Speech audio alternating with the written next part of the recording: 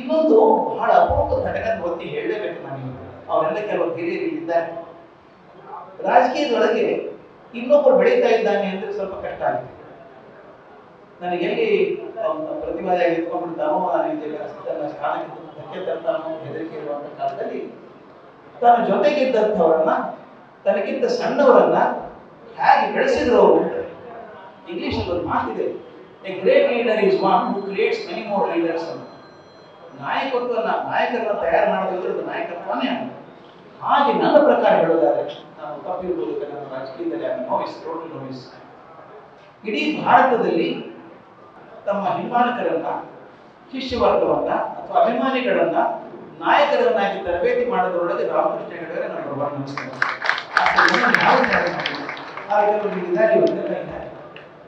ಇಷ್ಟು ಜನ ತಯಾರು ಮಾಡೋದ್ರೆ ಇದು ಅವ್ರವ್ರ ಶಕ್ತಿ ನೋಡ್ಕೊಂಡು ಅವ್ರು ಬೆಳೆಸಿ ಅವರೆಲ್ಲರೂ ರಾಜಕೀಯ ನಾಯಕರನ್ನಾಗಿ ಮಾಡಿ ಅವರ ಮೂಲಕ ಸಮಾಜ ಕಾರ್ಯ ಮಾಡಿಸೋದಿದೆಯಲ್ಲ.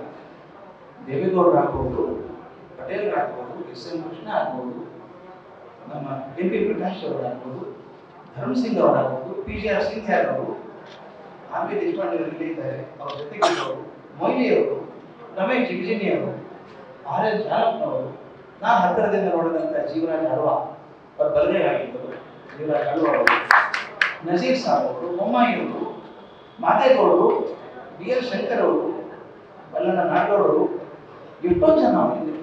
ನಾನು ಕೆಲವು ಹೆಸರು ಮಾಡ್ತಿದ್ದೀವಿ, ನನಗೆ ಗೊತ್ತಿಲ್ಲ, ನಾನು ಓದು ಕಮ್ಮಿ. ಅಷ್ಟೊಂದು ಜನ ನಾಯಕರನ್ನ ಸಮಾಜ ಕೊಡೋದಿದೆಯಲ್ಲ, ದೊಡ್ಡ ಕಾಣಿಕೆ. ಹಿಂಬಾಲಕರು ಎಲ್ಲರೂ ಹೋಗ್ತಾರೆ, ಎಲ್ಲ ರಾಜಕಾರಣಿಗಳು ಹಿಂಬಾಲಕರಿಗೂ ಅದು ನಾಯಕರ ಸೃಷ್ಟಿ ಮಾಡುವಂತ ಗುಣ ಬಹಳ ರಾಮಕೃಷ್ಣ ಹೆಗಡೆ ಅವರು ಇದ್ದದ್ರಿಂದ ಅದಾಯ್ತು. ಸಾಕಷ್ಟು ಜನ ಬೆಳಕಿಗೆ ಬರೋದಷ್ಟೇ ಅಲ್ಲ, ಇನ್ನೊಂದು ರಾಜಕೀಯದಲ್ಲಿ ಪ್ರಾಮಾಣಿಕತೆ ಅನ್ನೋದು ಬಹಳ ಸೌಕಲ್ ಪದ ಹೋಗಿದೆ ಇವತ್ತು. ಆದ್ರೆ ಅವತ್ತು ರಾಜಕೀಯಕ್ಕೆ ಒಂದು ಪ್ರಾಮಾಣಿಕತೆಯನ್ನು ತಂದುಕೊಟ್ಟವರು ರಾಮಕೃಷ್ಣ ಹೆಗಡೆ ಅವರು. ಭಾರತದ ಲೋಕಾಯುಕ್ತರಿಗೆ ಯಾರು ನೇಮಿಸುವುದಂದ್ರೆ ಎಲ್ಲರನ್ನೂ ಕೂಡ ಮುಖ್ಯಮಂತ್ರಿಗಳನ್ನು ಸಹ ಸೇರಿಸಿ ಆ ಲೋಕಾಯುಕ್ತ ಕಣ್ಗಾವಲಿಗೆ ಅಪರೂಪದ ಗುಣ ಇತ್ತು.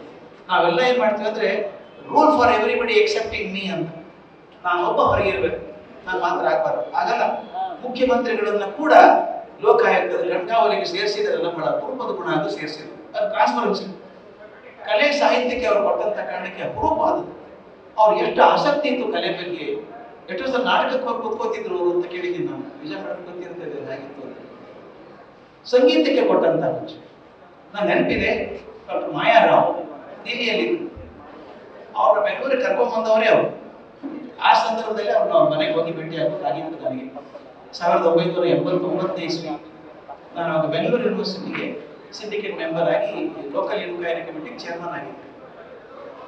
ಒಂದ್ಸಲ ನನಗೆ ಮಾಯಾರಾವ್ ನನ್ನ ಕಡೆ ಬಂದರು. ನಂಜುಂಡಪ್ಪ ವೈಸ್ ಚಾನ್ಸಲರ್ ಅವಾಗ, ಜೀವರಾಜ್ ಅಳ್ವಾ ಎಜುಕೇಶನ್ ಮಿನಿಸ್ಟರ್.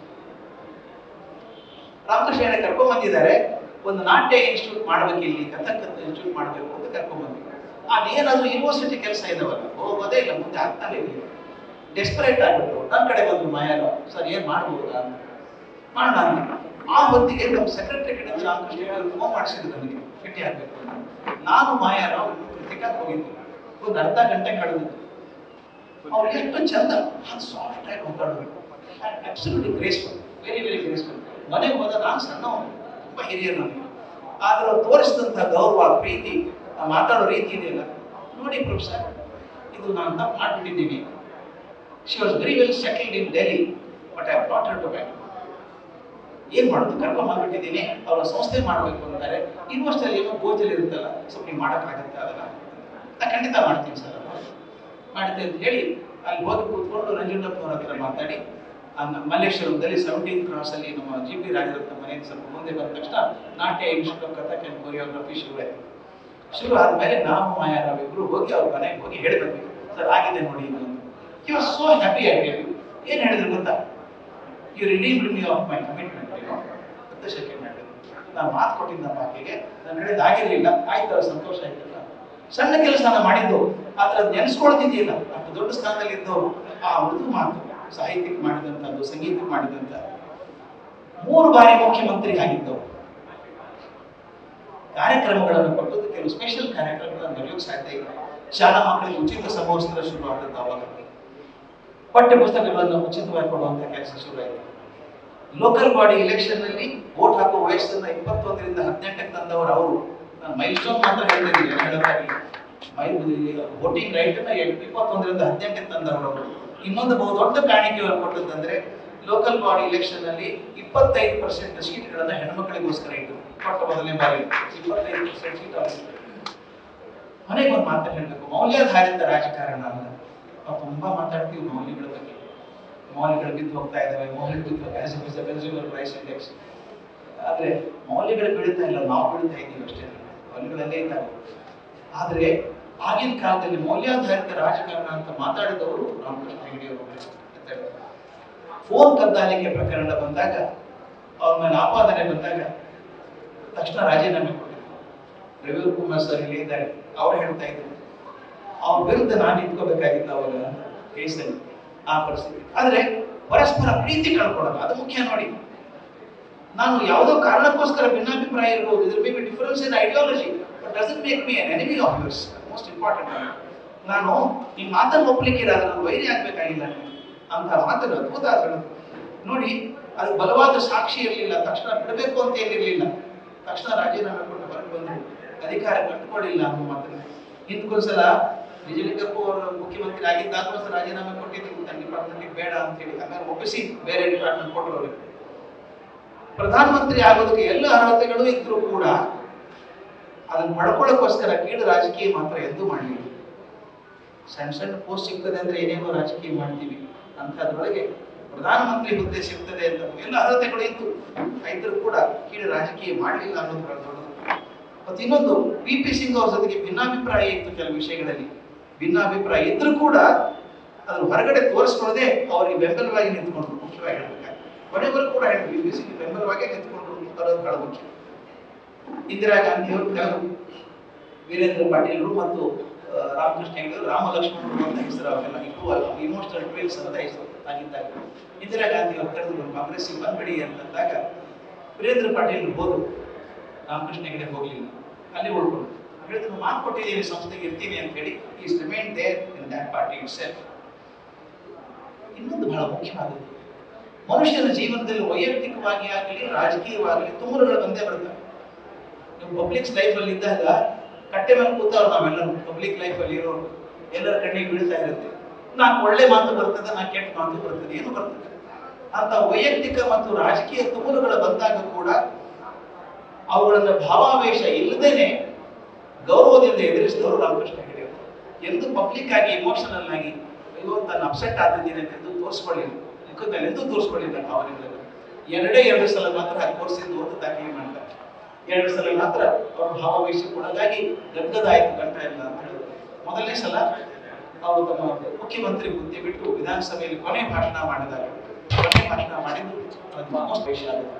2ನೇ ಸಲ ಅವ್ರ ಮಗ ತೀರ್ಕೊಂಡ. ಆಸ್ ಎ ಫಾದರ್ ಅಂದ್ರೆ ಭಾವಾವೇಶ ಆದಾಗ ಅದು 2ನೇ ಸಲ ಆದಾಗ ಕೂಡ ಹೇಳ್ತಾರೆ, ಜನ ಕಂಡ್ರೆ ಅಂತ ಹತ್ತಿರದಲ್ಲಿದ್ದಾಗ ಈ ಕುಡ್ಸಿ naturally you should see the emotions on his face. ವಿರೋಧಿಗಳ ಪ್ರೀತಿಯನ್ನು ಕೂಡ ಗಳಿಸಿದ್ರು ಬಹಳ ಮುಖ್ಯ. ವಿರೋಧಿಗಳ ಪ್ರೀತಿ, ಸಾಮಾನ್ಯ ವಿರೋಧ ಮಾಡುವವರು ಎಲ್ಲವನ್ನೂ ವಿರೋಧ ಮಾಡ್ತಾರೆ. ಆದ್ರೆ ಹೆಗಡೆಯವರ ಗುಣ ಹೇಗಂದ್ರೆ ವಿರೋಧ ಇದ್ದದ್ದು ಯಾವುದೋ ವಿಷಯಕ್ಕೋಸ್ಕರ ಅಂತ ಹೇಳಿ ಮತ್ತೆ ಅವರ ಜೊತೆ ಸ್ನೇಹ ಬೆಳೆಸ್ಕೊಂಡು ವಿರೋಧ ಅವ್ರ ಕಡೆಯಿಂದ ಗೌರವ ಪಡ್ಕೊಂಡ್ರು ಅಂತ ನೆನಪಿದೆ. ಸಿದ್ದು ನ್ಯಾಮಗೌಡ ನನ್ನ ಕ್ಲಾಸ್ಮೇಟ್ ಅವನು, ನಾನು ಒಂದೇ ಕ್ಲಾಸಲ್ಲಿ ಓದು. ಅವ್ನು ಇಲೆಕ್ಷನ್ ನಿಂತ್ಕೊಂಡು ರಾಮಕೃಷ್ಣ ಹೆಗಡೆ ವಿರುದ್ಧ ಗೆದ್ಬಿಟ್ಟೆ. ಅಪರೂಪದ ಇಲೆಕ್ಷನ್ ಗೆದ್ದದ್ದು ಅವನಿಗೆ ಖಾತ್ರಿ ಇಲ್ಲ ಆಗಿದ್ದವ. ನಾನು ಎಷ್ಟೋ ಸಲ ಅವ್ರು ಹೇಳಿದ ಮಾತು ನಾನು ಬದುಕಿರೋವರೆಗೂ ಮಾಡಿದ್ರು. ಚಂದ ಹೇಳಿದ್ರು ಆ ಮಾತನ್ನ ನಿಮ್ಗೆ ಹೇಳ್ಬೇಕು ಅಂತ ಇಟ್ಕೊಂಡಿದ್ದೆ ಮನೆಗೆ. ಅದಕ್ಕೆ ಒಂದು ಕ್ಷಣ ಅವ್ರು ಕುಕ್ಕೆ ದಡದಡನ ಮಾತಾಡ್ತಿರ್ಲಿಲ್ಲ, ಇವ್ರು ಪಾಸ್ ಮಾತಾಡ್ಸಿ ನಿಂತ್ಕೊಳ್ಳೋರು. ರಾಜಕಾರಣದ ದುಡ್ಡಿದೆ ಅಂತ ಕೇಳಿದ್ರಲ್ಲ ಮೇಷ್ಟ್ರೆ, ದುಡ್ಡು ತಗೊಂಡು ಏನ್ ಮಾಡ್ತೀರಿ, ಅವ್ರ ಬದುಕು ನೋಡ್ಬಿಡ್ರಿ ಸಾಕು. ಎಂತ ಅದ್ಭುತ ಮಾತು. ದುಡ್ಡು ತಗೊಂಡು ಏನ್ ಮಾಡ್ತೀರಿ, ಅವ್ರ ಬದುಕು ನೋಡ್ಬಿಡ್ರಿ ಸಾಕು, ಅವ್ರು ಮಾಡಿದ ಕರ್ಮಕ್ಕೆ ಫಲ ಅಲ್ಲೇ ಸಿಗ್ತದೆ. ಎಕ್ಸ್ಪೀರಿಯನ್ಸ್.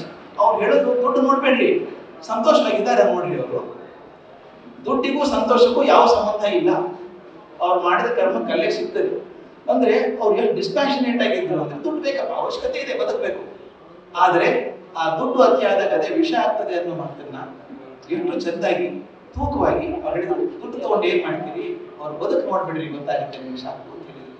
ಹಾಗೆ ಹತ್ತಾರು ಮುಖಗಳಲ್ಲಿ ನಾನು ಹೇಳ್ತಿರ್ತೀನಿ, ಒಂದು ಡೈಮಂಡ್ ಇದೆ, ವಜ್ರ ಇದೆ, ಹಾಗೆ ನೋಡಿದ್ರೆ ಗೊತ್ತಾಗಲ್ಲ. ನಾನು ಮೌಂಟ್ ಮೇಲೆ ಇಡ್ಬೇಕದನ್ನ, ಮೌಂಟ್ ಮೇಲೆ 360 ಡಿಗ್ರಿ ತಿರುಗಿಸ್ಬೇಕದನ್ನ ಬೆಳಕು ಬಿದ್ದಾಗ. ಅದಕ್ಕೆ ಎಷ್ಟು ಹೆಚ್ಚು ಮುಖಗಳಿದ್ದಾವೋ ಅಷ್ಟು ಹೆಚ್ಚು ಪ್ರಕಾಶ ಆಗುತ್ತೆ. ಹಾಗೆ ಹೆಚ್ಚು ಮುಖಗಳಿದ್ದಂತಹ ವಜ್ರ, ನಮ್ಮೊಡನೆ ಇದ್ದಂತಹ ಒಂದು ವಜ್ರ ರಾಮಕೃಷ್ಣ ಹೆಗಡೆಯವರು. ಅವರ ಬೆಲೆಯನ್ನು ನಾವು ಅರ್ಥ ಮಾಡ್ಕೋಬೇಕು. ಅವ್ರ ಮಾತು ಕೇಳೋದಷ್ಟೇ ಅಲ್ಲ, ಅವರ ಬದುಕಿನ ಬಗ್ಗೆ ಸ್ವಲ್ಪ ಆಳವಾಗಿ ಅಧ್ಯಯನ ಮಾಡಿದಾಗ ನಮ್ಮ ಜೀವನವನ್ನು ನಾವೇ ಪರಿಷ್ಕಾರ ಮಾಡ್ಕೊಳ್ಳೋಕೆ ಅನುಕೂಲ ಆಗ್ತದೆ ಅನ್ನೋ ವಿಷಯವನ್ನು ಹೇಳ್ತಾ ನಾನು ಮಾತು ಮುಗಿಸ್ತೇನೆ. ನ್ಯೂಸ್ ಫಸ್ಟ್, ನಿರ್ಭೀತಿಯಿಂದ ನಿಮ್ಮ ಪರವಾಗಿ.